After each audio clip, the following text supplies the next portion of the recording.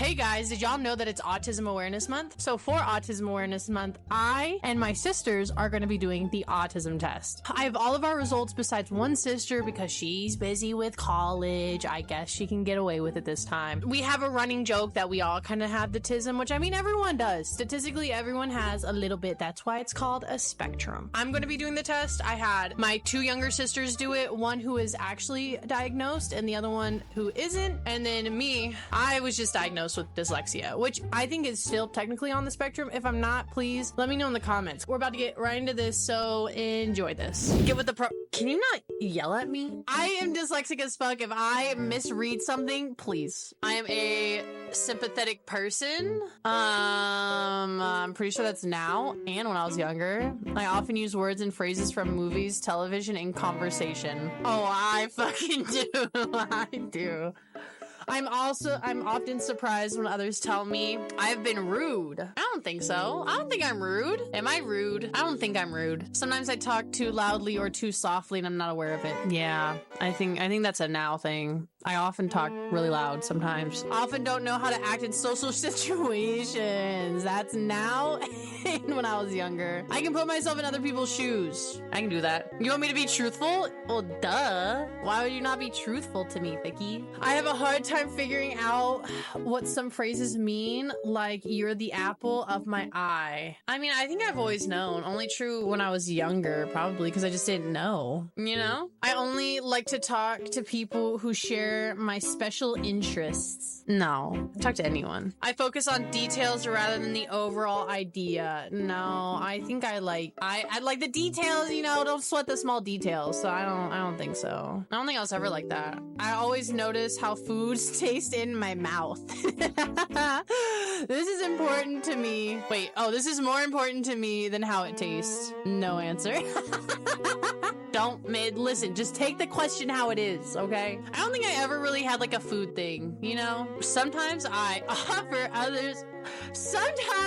offend others by saying what I'm thinking, even if I don't mean it. I would say true now. And when I was younger, I only like to think and talk about a few things that interest me. No, I'll talk about anything. I'd rather go out to eat in a restaurant by myself than with someone I know. Not really. I think I like to have somebody with me, but I can do a solo date, you know? I cannot imagine what it's like. I cannot imagine what it would be like to be someone else. No, I think I can. I've been told I'm clumsy or uncoordinated. Sometimes. Just a little bit. Others consider me odd or different. That is true. I understand when friends need to be comforted. I also do know that, and I did know that when I was younger. I am very sensitive to the way my clothes feel when I touch them. How they feel is important to me than look.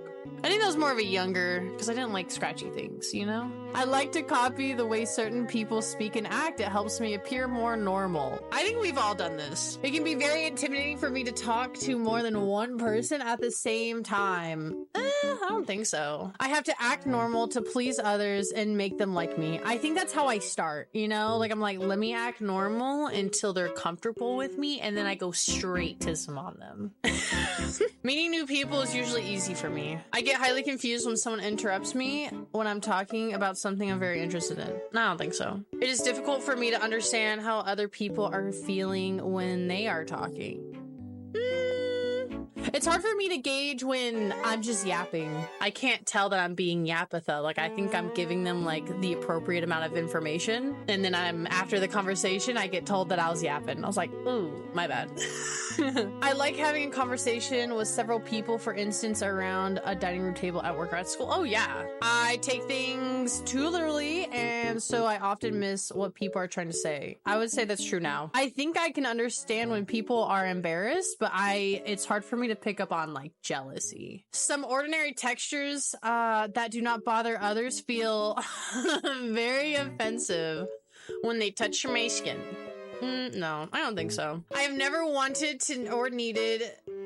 Oh my gosh. I gotta focus. I get extremely upset when the way I like to do things is suddenly changed. I feel like I'm pretty flexible. I have never wanted or needed to have what other people call an intimate relationship. No, I think I need that. It is difficult for me to start and stop a conversation. I need to keep going until I am finished. That is 100% true. I speak with a normal rhythm. Do I speak with a normal rhythm? I think I talk pretty normally. The same sound, color, or texture can suddenly change from very sensitive to very dull. I would say more of a color for me. The phrase, "I've got you under my skin," makes me uncomfortable. Not really. Sometimes the sound of a word or a high-pitched noise can be painful for my ears. Yes. Like moist. I am an understanding type of person. I believe so. I do not connect with characters in movies and cannot feel the way they do. No, I think I feel too much. I'm like, try to be the character. I'm like, I wish I was the character. I cannot tell when someone is flirting with me. I think sometimes.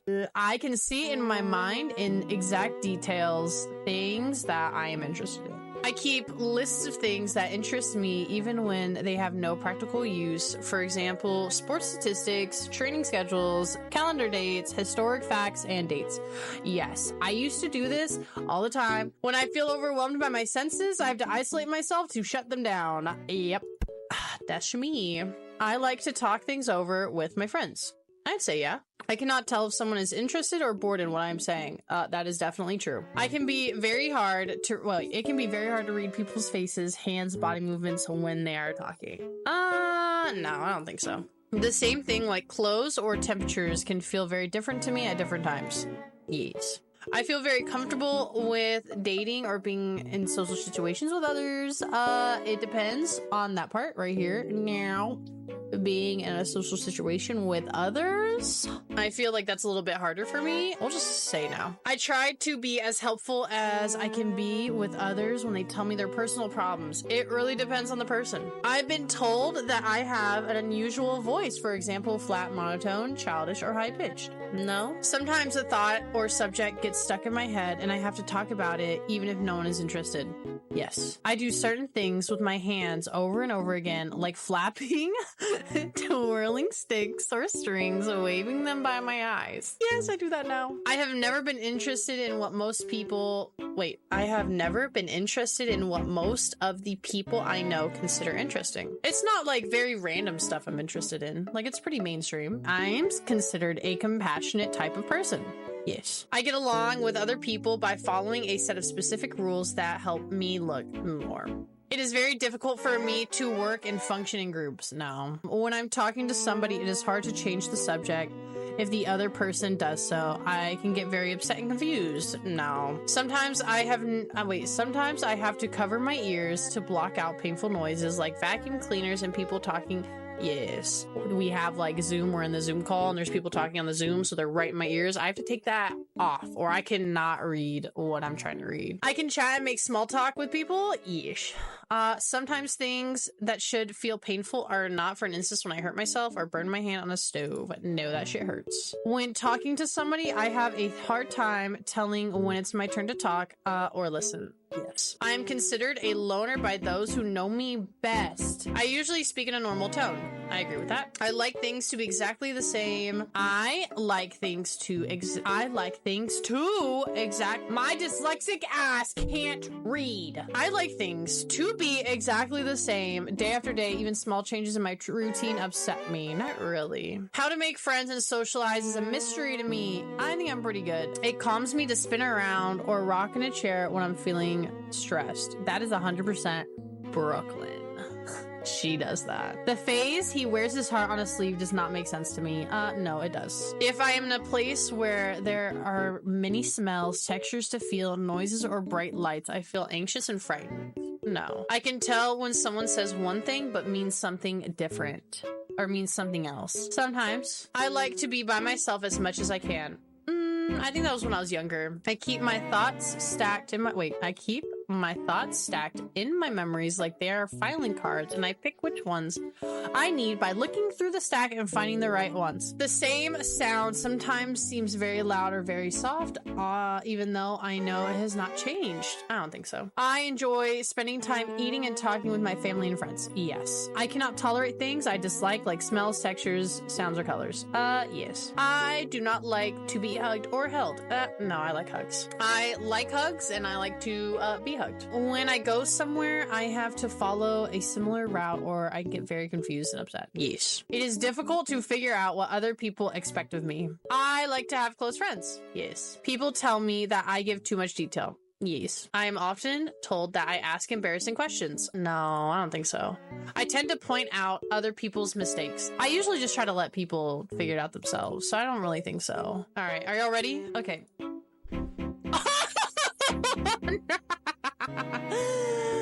25. You are not autistic. Some autistic traits, but likely not autistic, yet some people score as low as 44. 90. Strong indications of autism, though non-autistics may score higher. 95. Brothers, what's up, brother? And look, let me show y'all. I have both Emily's and Brooklyn's. And so Brooklyn is my little sister who is actually diagnosed. 162. And then Emily, which is a huge shocker to me. There's Emily's score, 22. So as the newly appointed savant of autism, I just want to say, be nice, be kind.